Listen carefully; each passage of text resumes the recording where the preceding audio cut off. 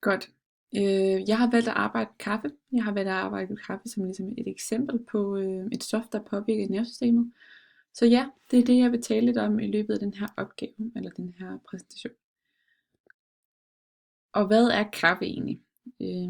Ja, kaffe, eller kaffebønner har formentlig gennem årtusinder været spist som et opkvikkende middel, og det drikkes i dag som en af de mest udbredte nydelsesmidler i verden i virkeligheden. Og flere forskere de mener jo, at lettelsen ved at få den første kop kaffe om morgenen, det minder meget om det, som andre misbrugere oplever, når de for eksempel får deres første cigaret eller deres første fix.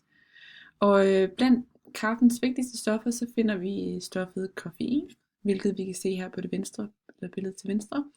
Og stoffet koffein, det er det, vi også vil kigge på i løbet af den her præsentation. Og koffein, det er et opkvikkende alkaloid, som findes både i kakao og i te og i cola. Det findes dog i mindre mængder, men det har samme opkvikkende funktion. Og et alkaloid, det er en ringformet molekyl, som indeholder blandt andet kvælstof, som vi kan se igen her. Så vi kan se på den kemiske formel for koffein. Og effekten af koffein, det er i doser mellem sådan 100 til 500 mg. Det er meget velkendt. Det er, at vores træthed forsvinder, og det er lettere at vågne op, og vores søvnbehov det nedsættes. Og det der blandt andet også sker, når vi indtager koffein, det er, at det forbedrer vores udførsel af forskellige psykomotoriske og indlæringsmæssige opgaver. Det forbedrer i virkeligheden arbejdet mellem krop og psyke.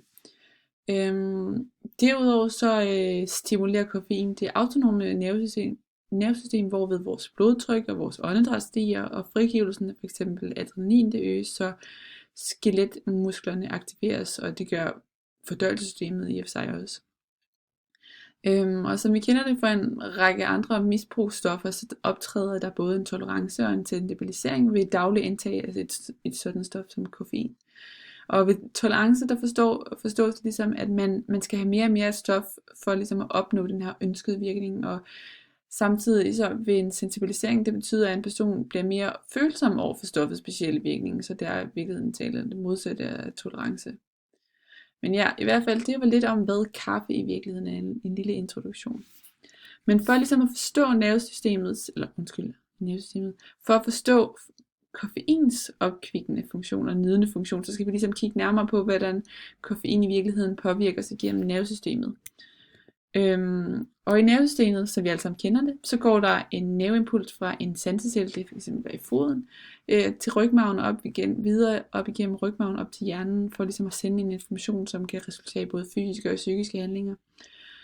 Og al information, det sendes igennem de her nerveceller, som vi også kalder for neuroner, og det er dem, vi kan se på det her billede til højre.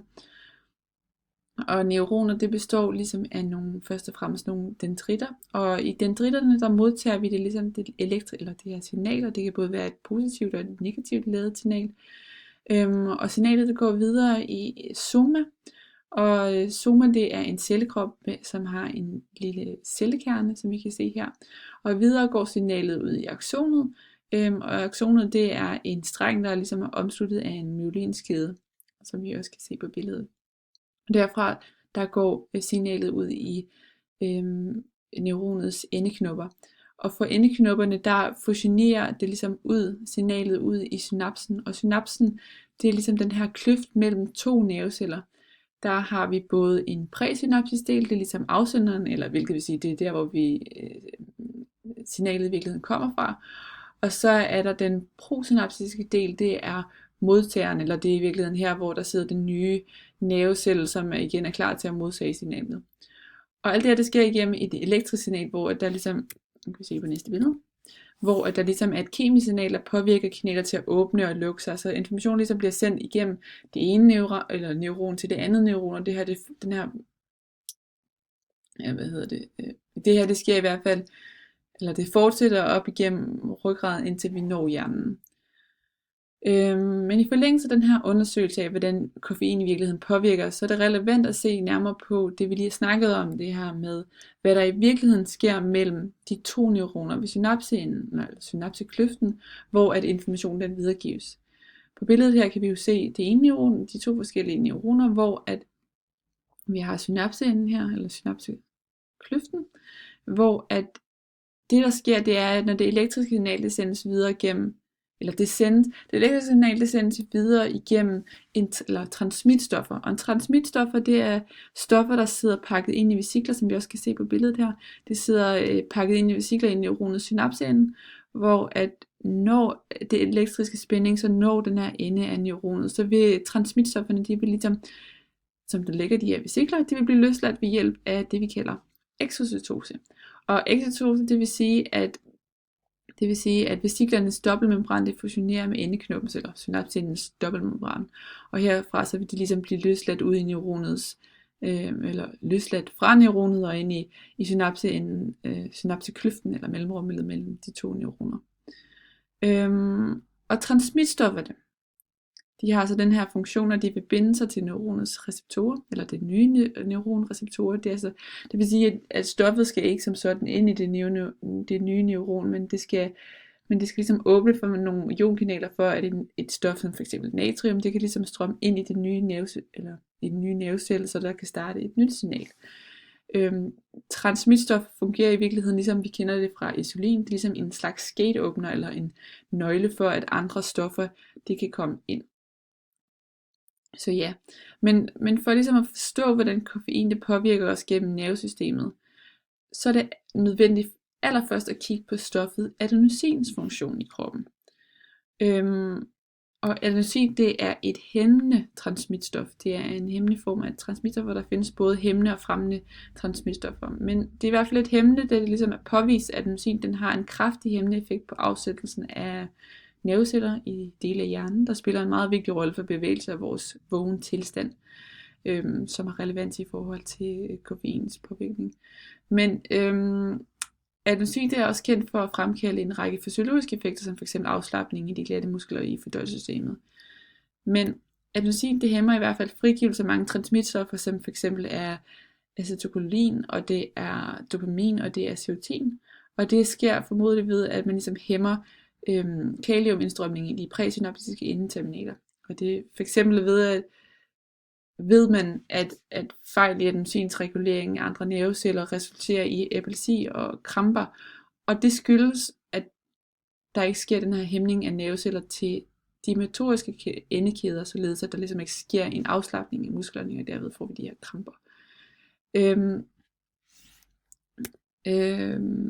Sådan der, yes.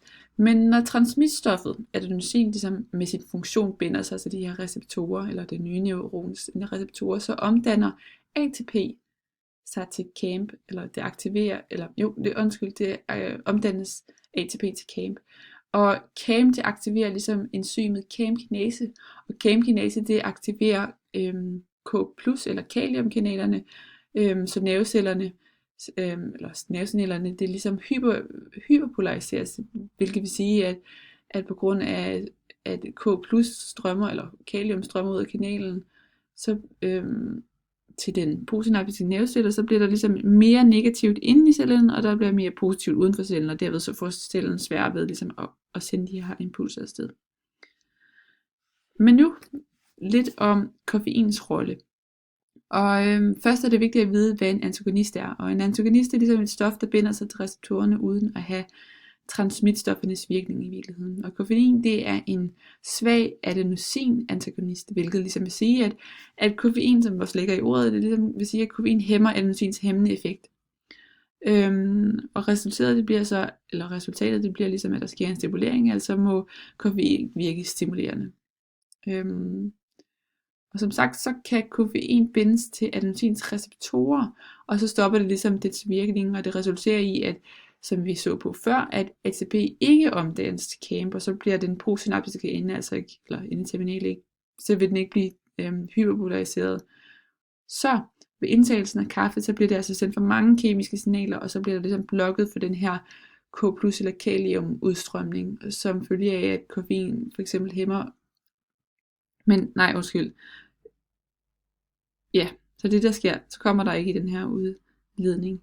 Men i hvert fald selvfølgelig er koffeins hæmning, eller hæmmer adenosins hæmning af dopaminudskillelsen, som vi har snakket om før, så mister adenosin sin virkning, og der bliver ligesom hæmmet for den her afslappende virkning, og det er ligesom her, at vi oplever den opkvikkende fornemmelse, vi får i kroppen af at drikke kaffe.